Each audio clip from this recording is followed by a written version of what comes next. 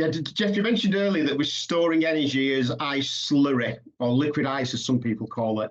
Yeah. This is probably quite a new concept to people. Can you just explain a bit more about what ice slurry is and how it's made and why it's so efficient?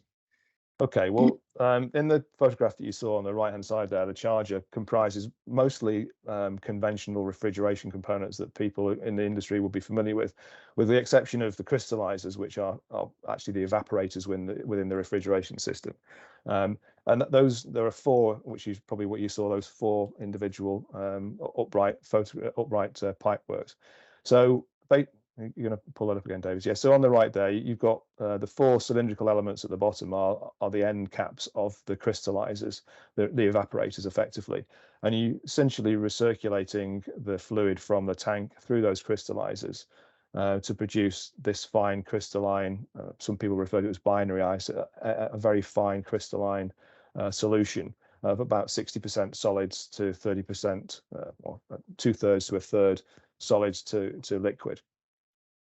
And basically what you have is a, maybe 2-3 or 0.2, 0.3 millimeter small spheres of ice surrounded by the glycol material. So they don't actually bind together, which is one of the key things here. So you've got quite high density latent heat stored in the ice particles, but you've also got the ability to have the fluid to move around them, which is a key part of being able to provide a very, very rapid discharge or release of that latent energy.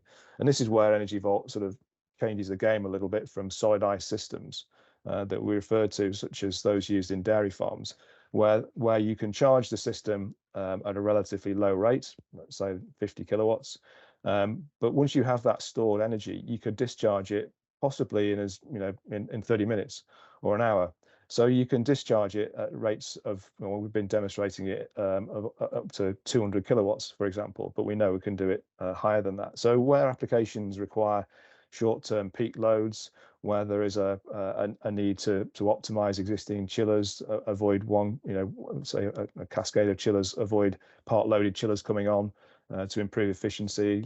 There are many applications of this, of course, but effectively that ability to discharge very, very rapidly gives you incredible flexibility with how you use the stored energy, which has not been possible with conventional ice storage so far.